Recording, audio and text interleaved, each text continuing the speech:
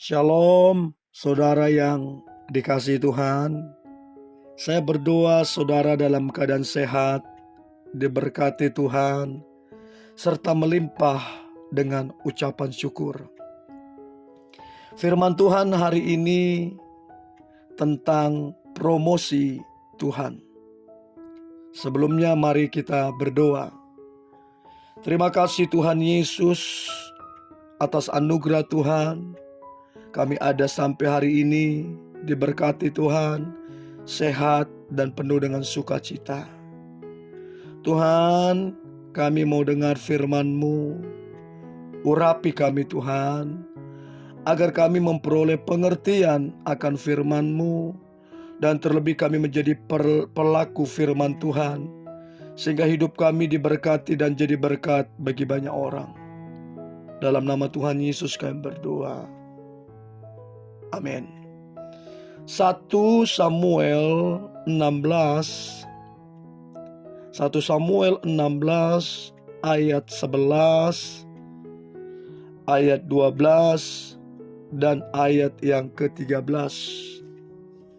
1 Samuel 16 ayat 11, 12, 13. Lalu Samuel berkata kepada Isai, "Inikah anakmu semuanya?" Jawabnya, "Masih tinggal yang bungsu, tetapi sedang menggembalakan kambing domba." Kata Samuel kepada Isai, "Suruhlah memanggil dia, sebab kita tidak akan duduk makan sebelum ia datang kemari." Kemudian disuruhnyalah menjemput dia. Ia kemerah-merahan, matanya indah dan parasnya elok.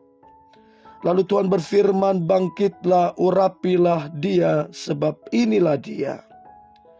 Samuel mengambil tabung tanduk yang berisi minyak itu dan mengurapi Daud di tengah-tengah saudara-saudaranya. Sejak hari itu dan seterusnya berkuasalah roh Tuhan atas Daud. Lalu berangkatlah Samuel menuju Rama.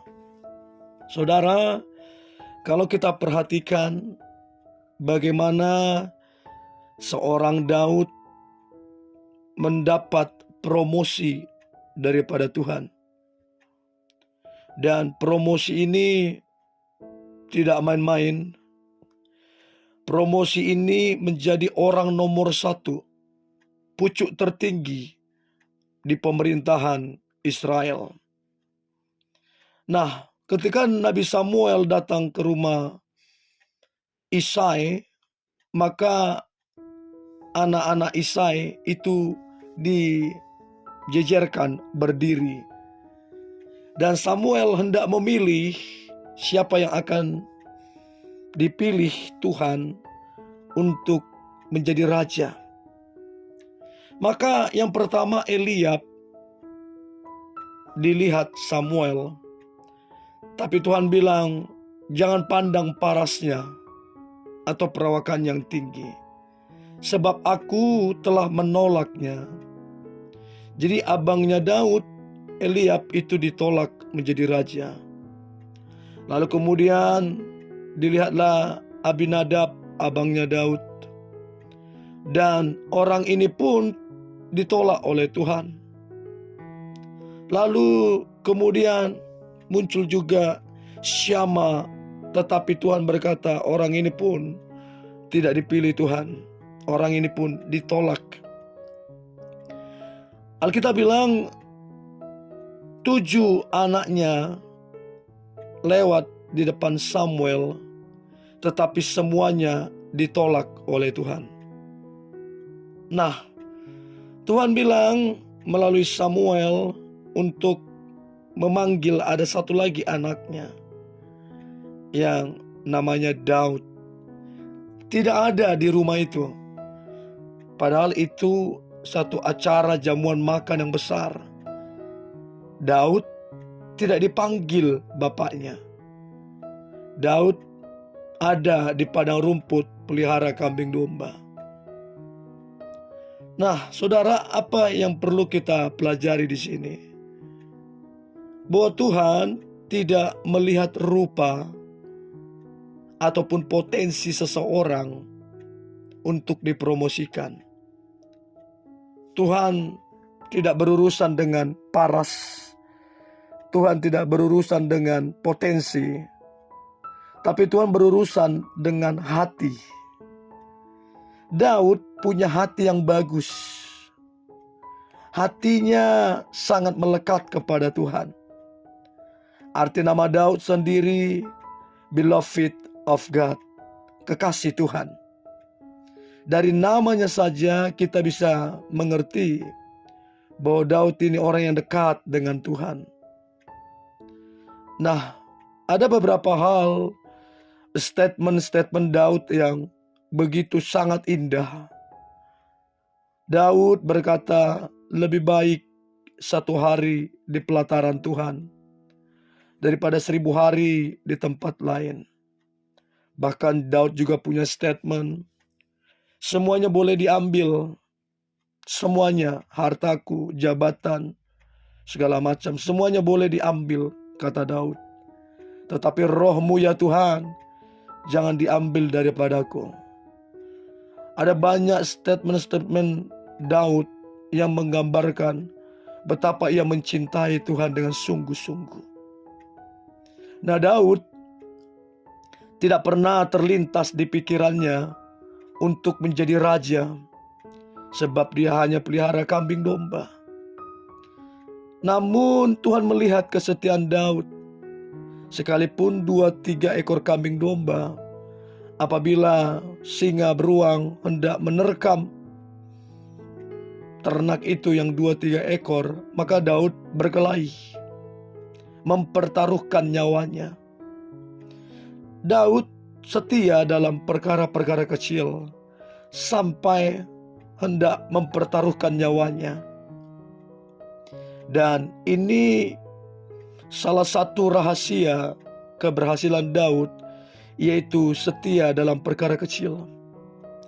Firman Tuhan berkata, barang siapa setia perkara kecil, ia setia perkara yang besar. Dan saya percaya kalau Daud untuk 2-3 ekor kambing domba, dia mempertaruhkan nyawa, apalagi kalau Tuhan percayakan satu bangsa yang besar, Daud akan sangat militan. Nah, inilah alasan Tuhan untuk kemudian Daud dipromosikan. Nah, ada juga poin penting di sini, bahwa berkat Tuhan tidak pernah tertukar. Bahwa berkat Tuhan tidak pernah salah. Mungkin secara manusia abang-abang Daud lebih layak, secara manusia lebih pantas. Tapi sekali lagi, urusan berkat dan promosi Tuhan tidak tergantung paras ataupun potensi dan talenta, tapi semua tergantung hati.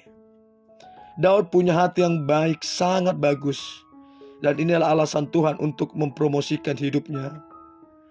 Dia bergaul karib, dekat dengan Tuhan. Dan kalau kita baca, akhirnya Daud yang muda itu diurapi, roh Tuhan tinggal pada dia. Dan kalau kita baca cerita Daud, dia menjadi raja yang besar. Dan nama Daud begitu termasyur, ditakuti dan dihormati.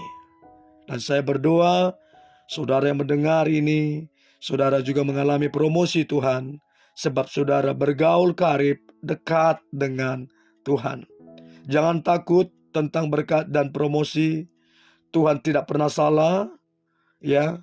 Tuhan tidak pernah terlambat, Tuhan tidak pernah keliru, Tuhan tahu dan tepat sasaran. Mari kita berdoa. Terima kasih Tuhan Yesus untuk anugerah Tuhan. Kami dengar firman Tuhan tentang promosi Tuhan. Aku percaya umat-Mu yang mendengar ini, hidup mereka dipromosikan Tuhan. Sebab mereka bergaul karib, dekat, dan mengandalkan Engkau. Hidup mereka diberkati Engkau, dan mereka jadi berkat, sehingga lewat hidup mereka nama Tuhan dipermuliakan. Terima kasih Tuhan Yesus, kami perkatakan Hari ini adalah hari yang baik, hari yang diberkati Tuhan, dan hari yang penuh dengan sukacita. Di dalam nama Tuhan Yesus, kami berdoa dan mengucap syukur. Amin.